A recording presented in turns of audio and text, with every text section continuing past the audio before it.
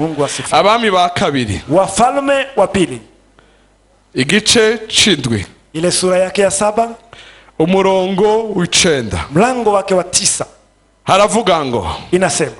Hanyuma baravugana bati ivyo tugize sivyo. Kuko uyu munsi ari umunsi wo kuvuga inkuru nziza. Natwe harimo agakosa nga natwe tukaba dupfuye kwihorera. Nitwarorera ko buca bizodusubirako. Nimuze tugende tubibarira bibwami. Amen. Ndipo wakaambiana, mambo haya tufanyayo si mema. Leo ni siku ya habari njema, na sisi tunanyamaza tukingoja hata kutakapopambazuka madhara yatatupata.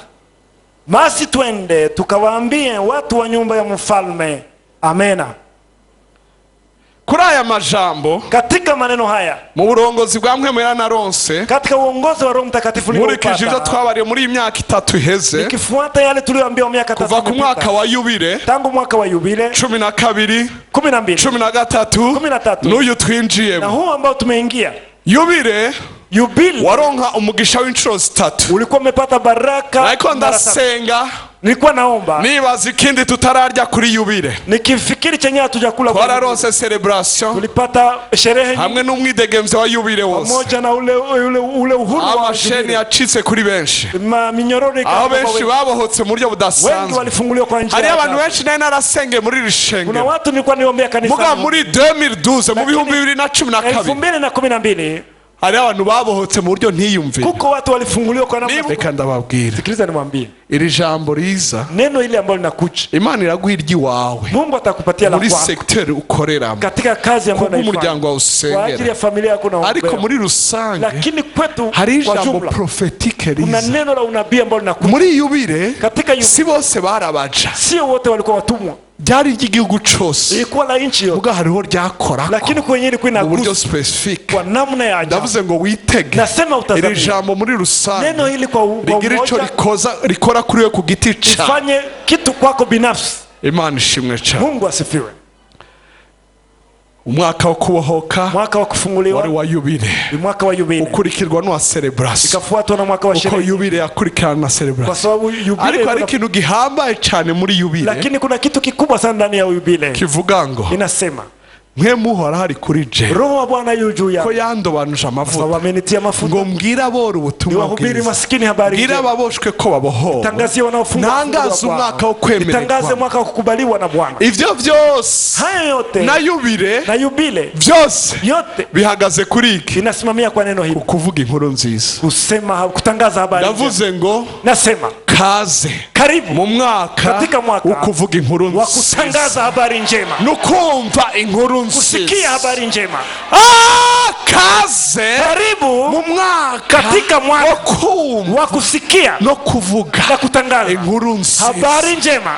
Reka nsaba protokole barebare baze ngabafashe, protokole warefu waje, Claude na Adrien baze bafashe, Claude na Adrien waje wanisaidie, baca berekana, muca muhindukiza na hariya, mtageuza kila upande. Murabona umuntu avuza inzamba, mnaona mtu ambaye anapiga tarumbeta, l'année de la bonne nouvelle, maana yake ni mwaka of good news, kutangaza habari njema, mwaka wa habari njema. Amina, haleluya, haleluya, haleluya. Mbari muri kumutakira umwaka wawe w'inkuru nziza, kupokea mwaka wako wa habari njema, w'inkuru nziza, wa habari njema, w'inkuru nziza, wa habari njema. Ivyo ukeneye byose yote ambavyo birazana n'inkuru nziza, italetwa na habari njema. Arukubwira ngo ya parcelle yabonetse, birazana inkuru nziza. Parcelle onekana, arukubwira ngo wakize ya ngwara, birazana inkuru nziza. Italetwa na habari njema. Arukubwira ngo wasamye, atakayekwambia kwamba birazana n'ijambo bakubarira. Ndakware ngo ivya biraza ku mababa y'inkuru nziza, itakuja na mabawa ya habari. Haleluya, amina. Iki kintu cy'inkuru nziza, kitu ya habari kirahambaye cyane, ni kitu ya ajabu, ku buryo Yesu nigeze avuga inkuru nziza, kwa namna Yesu akusema habari njema atarabisigirwa, kabla hajapakwa byasabye ubushobozi bwa mpemu yera kugira ngo Yesu akuzanire inkuru nziza. Ili Yesu akuletee habari. Ndavuze ngo niwakire ubushobozi bw'iyo nkuru nziza. Nasema pokea uwezo huo habari njema. Urongera grâce la faveur yo gutanga iyo nkuru nziza. Upate neema na kibali cha kutoa. Aho waronkeye telefoni gukomeretsa. Kwenye ulipata telefoni ya kukubariki. Uharonkeye telefoni guheza. Upata telefoni ya kukubariki. Hahandi nyene wababariye. Pale kwenye ulihuzunikia. Hahandi nyene. Hapo.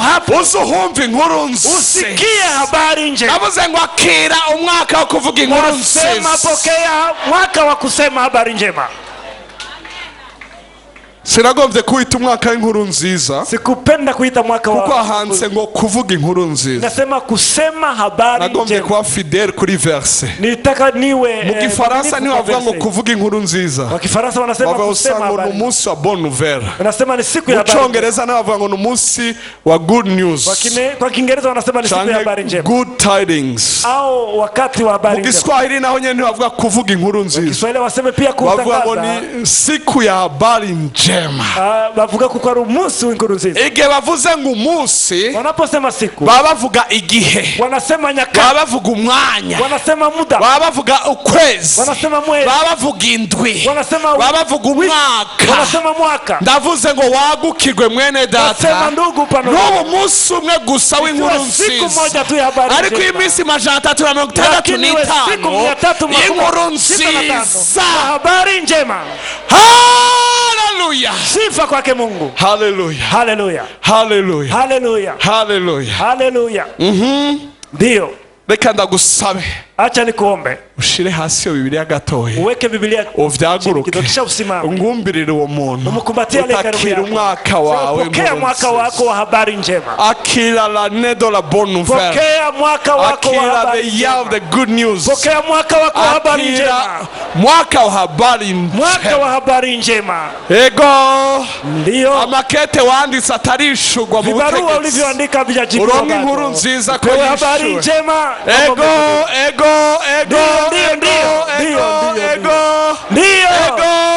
Mwaka mwiza. Mwaka mpya. Umwaka mwiza. Mwaka mpya. Umwaka mwiza. Mwaka mpya. Umwaka mwiza. Mwaka mpya na habari. Umwaka mwiza. Mwaka mpya na habari. Abari kwadukurikira. Umwaka mwiza w'inkuru nziza. Mwaka mpya na habari njema. Umwaka mwiza w'inkuru nziza. Mwaka mpya wa habari njema. Wo kuvuga inkuru nziza. Tangaza habari njema. Hallelujah. Hallelujah. Utiko mwe muhora ari kuri jewe. Roho wa Bwana yu juu yangu. Nzoyivuga. Nitasema. Kandi nzoyihawe. Nitaitoa. Uvuga iyo wahawe. Unapokea kile ulichopokea. Uvuga iyo wahawe. Unasema kile ulichopokea. Uvuga iyo wahawe. Unasema ulichopokea. Uvuga iyo wahawe. Unasema ulichopokea. Uvuga iyo wahawe. Unasema ulichopokea. Uvuga iyo wahawe. Unasema ulichopokea. Arayiguhaye. Arakupatia. Arayiguhaye. Arakupatia. Arayiguhaye. Arakupatia. Arayiguhaye. Arakupatia. Arayiguhaye. Pastor, ndanezeye ko ndayitangaje. Nafurahi kwa kutangaza. Wewe urahiriwe ko wavyumvise. Wewe ni muheri kwa sababu umesikia. Ariko ndaryohewe. Lakini mimi nafurahi. Newe iteka. Nimeheshimishwa. Kwa rije ndabitangaza. Kwa sababu ni mimi nimetangaza hiyo. Hallelujah. Mina. Hallelujah. Mwiyicarire gatoya. Uketi kado. Fata Bibiliya yawe na karne yawe. Shika Bibiliya yako na karne yako sasa. Hallelujah. Abami ba kabiri. Wafalme wa pili. Igice c'indwi. Sura yake ya 7. Umurongo mlango wa 9. Hanyuma baravugana. Kisha wakasemezana. Bari muri kumuti hari uvuga inkuru nziza. Kuna yule anayesema habari njema. Hari n'umva inkuru nziza. Na kuna anayesikia habari njema. Usura umbarira uwundi. Mwambie mwingine. Uti hari uburyo bwo kuyivuga. Kuna namna ya kuisema. Hari uburyo bwo kuyisangira. Na kuna namna ya kuichangia. Inkuru nziza. Habari njema. Irandikwa. Inaandikwa. Canke iravugwa. Au inasemwa. Canke iratangwa. Au inatolewa. Uhamagaye umuntu. Ukiita mtu. Akeneye amafaranga nk'ibihumbi 100. Ambaye anahitaji pesa kama 1100. Ugacumuha sheke. Unampatia sheke. Uti akira. Pokea. Ni gwawe. Ni yako. Nakeneye kumusobanurira byinshi. Hahitaji tafsiri nyingi. Iyo ni inkuru nziza kuri we. Hiyo ni habari njema kwake. Ku muntu yarayakeneye. Kwa mtu mwenye alikuwa anahitaji. Iyo ni inkuru nziza. Hiyo ni habari njema kwake. Imana ishimwe cyane. Mungu asifiwe. igihe wakati ugiye muri interview ukienda kwenye ukeneye visa muri ivyo bihugu vya rutura nka leta zunze ubumwe za Amerika, ukihitaji visa kama mtu anayejelekeza Amerika canke Canada canke Uingereza canke Ulaya canke Ulaya, ukeneye visa ukihitaji visa canke y'Uburundi au Burundi, mwe ntayo mukeneye ko muri abarundi, ninyi muhitaji kwa sababu kwa canke y'u Rwanda au ya Rwanda, ibi bihugu vya rutura nyene ima inchi kabisa makubwa. Ntawe ushaka kuvuga amen ko yamurabiga ariko rindira ngoja bazokumva inkuru nziza, watasikia habari njema iva muri ibi bihugu, kutoka katika nchi hizi. Ibi ubwiye umuntu afise akazi, ukimweleza mtu aliye na kazi, ngona kuronkea akazi, asa nimepata kazi kwako, aranezerwa, anafurahi, ariko ntahimbagwa cyane, lakini hana sherehe. ubwiye umuntu amaza imyaka nk'itatu, ukimweleza mtu ashomere anakosa kazi, utina kuronkea akazi, nimepata kazi kwako muri Bank Mondiale, katika Bank Mondiale, uwo muntu mtu yule umubwiye inkuru nziza, manake ni habari njema unamwambia, sivyo gahemu? Si hivyo? Ndagomba inkuru nziza, nahitaji habari njema irengana amajambo, itakayopita maneno, uone. Bari muri kumuti nditeze kubona inkuru nziza, mweleze aliye karibu ya kwamba natazamia kuona habari njema yangu. Uko benshi barazumvise, wengi walisikia, kuko iyo ugiye kuvuga, ukienda kusema, uzovuga iyo wiboneye, utasema ile ambayo uzovuga iyo wumvise, utasema ile ulisikia, uzovuga iyo wiboneye, lakini utasema ile ulijionea. Rindira gatoyi, ngoja kidogo, bigira biduge gatoyi, inataka kupanda mu ijambo ry'Imana, katika neno lake Mungu. Kandi tena iyo nkuru nziza tuvuga ni iyo habari njema tusema ni habari ni hii, mu gice ca 6 katika ile sura ya 6 umurongo wa 24, mlango wake wa 20 na kubandanya n'igice c'indwi na kuendelea hata sura ya 7. Ndagusomere wihangane, nataka nikusomee uvumilie, reka nsome basi, acha nisome basi. Hanyuma y'ivyo Beni Hadad umwami w'Isiriya, ku murongo wa 24 igice ca 6, hanyuma y'ivyo Beni Hadad umwami w'Isiriya akoranya ingabo ziwe zose, araduga atera Samariya arahugariza, maze Samariya hatera inzara y'icago, bakomeza kuhugariza gushitsa abantu basigaye bagura umutwe w'indogoba ishekeri z'ifeza 80, n'ikigira 10 c'agakondwe k'amavyi y'inuma shekeri z'ifeza 5. Mumbabarire sije navuze ibi niko vyanditswe. Bukeye umwami w'Abisirayeli ariko arahita hejuru ku ruzitiro rw'amabuye, umugore aramutakambira ati, ntabara se mwami wanje nyene ingoma. Aramwishata, uhoraho natagutabara, ico no gutabaza no gikura he? None no bikura ku mbuga canke no vyengura mu bwato? Umwami yongera aramubaza ati, mbega ni iki? Aramwishata, uyu mugore yambariye ngo ninzane umwana wanje tumurye, ngo ejo tuzorya wiwe. Mbare wo muri kumuti vyari bimeze nabi, mambo yalikuwa mabaya sana. Ari abantu ubwira inkuru nziza, uko watu naambia habari njema, ngo reka gufikinasha, asema acha mchezo, ya waruzi ivyo ndimo, ungejua mambo niko napitia. Sinzi kurashika urya umwana wawe, sijue kama ulishafikia kiwango cha kula mtoto wako.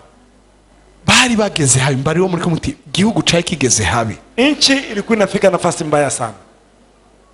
Igihugu cyacu kiko kiraca mu bukene, nchi yetu iko inapitia ukosefu, ariko sindumva barya abana babo, lakini sijasikia wenyewe wanakula watoto wao. Uyu mumama rero arya umwana wiwe, huyu mama akala yemera iyo diri, umugani wa babandi, akakubali jambo hilo, atejo tuzorya urya, aseme kesho tutakula mtoto wako. Ngiri wundi yari umurundi kazisha arazi ubwenge, huyu mwingine nafikiria kwa murundi kazi kwa sababu alikuwa na nzana umwana wanje tumurye, leta mtoto wako, ejo tuzorya wiwe, kesho tutakula wakati. Umurongo wa 29 nuko duteka umwana wanje. Ariko muri yumvira, mfikiri mambo hayo ndugu, gufata uwo mwanya wo gukata no gukaranga no kukamata muda huo wa kukata na kufanya, oyareka ndeke kubiteba ko biratego, acha nisikawie kwa hiyo naogopesha. Turamurya, bukeye bwaho ndamubarira, nizana umwana wawe tumurye. None yagiye kumunyegeza, maze umwami yumvise uwo mugore yitana muri ko impuzu ziwe, nuko ariko arahita ku ruzitiro, abantu baravye babona yambaye amagunira imbere ku mubiri. Urumva umwami yari yambaye neza inyambara abami, Mfalme alikuwa anavaa vizuri kama mfalme, ariko kubera ariko araduga agendera hejuru ku ruhome, lakini wakati alikuwa anatembea juu ya ukuta barashobora